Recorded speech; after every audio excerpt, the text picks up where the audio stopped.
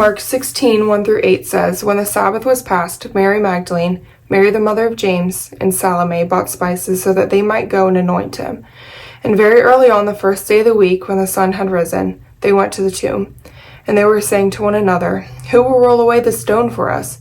And looking up, they saw that the tombstone had been rolled back. It was very large, and entering the tomb, they saw a young man sitting on the right side, dressed in a white robe. And they were alarmed. And he said to them, Do not be alarmed. You seek Jesus of Nazareth, who was crucified. He is risen. He's not here. See the place where they laid him.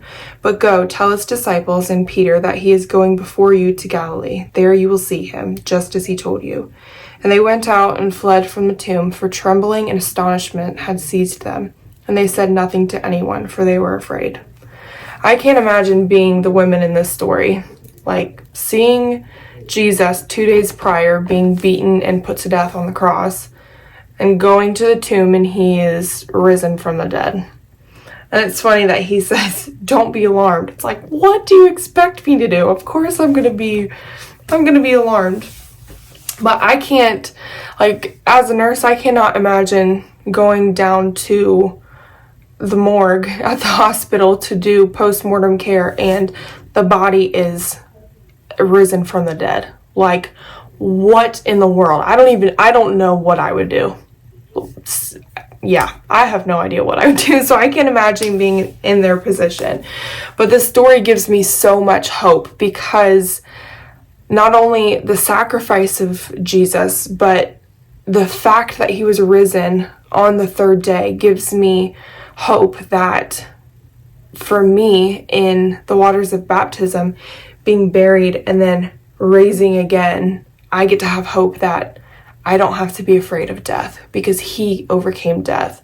And I get to look forward to an eternity of life with God after this life. Something that really puts this into perspective for me, I'm going to read a story that a farmer once told. But if you didn't know, a sheep is the only animal that can be bitten by a venomous snake and survive it. Its body takes a little bit of a hit, but its blood produces antibodies that overtakes the venom. And so the venom doesn't destroy it. And well, that's actually where we get medication, antivenom medication from. So if I get bitten by a snake, if you get bitten by a snake, the medication that you get a lot of times is derived from sheep's blood so that you can be cured. The story says, A rattlesnake bit one of my sheep in the face about a week ago. Deadliest snake that lives around here. The sheep's face swelled up and hurt her terribly, but the old rattlesnake didn't know the kind of blood that flows through the sheep. Antivenom is most often made from sheep's blood. The sheep swelled for about 2 days, but the blood of the lamb destroyed the venom of the serpent. I was worried, but the sheep didn't care. And she kept on eating, kept on drinking, and kept on climbing because she knew she was all right. Often, the serpents of this life will reach out and bite us. They inject their poison into us, but they cannot overcome the blood of the Lamb of God that washes away the sin of the world and the sting of death. Don't worry about the serpent or his bite. Just make sure that the Lamb's blood is flowing through your veins. So, ironically, maybe not ironic, Jesus is referred to as the Lamb of God, and Satan is referred to as a serpent. And that's just crazy to think about and gives me so much hope. And I hope that it gives you as much hope as it does me and convicts you to the core that Jesus's blood cures us of sin. It cures us from Satan's schemes and his pursuit to steal and kill and destroy. And Jesus overcame death.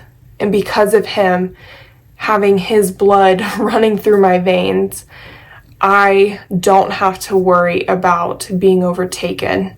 I mean, I'll take a hit, I'll be affected a little bit by Satan's schemes, but it's not going to destroy me because of Jesus and not just his sacrifice, but his raising again on the third day. So I hope that gives you hope. And that you learned something new today on Resurrection Sunday. So I love you guys, and yeah, I hope that you are convicted and encouraged.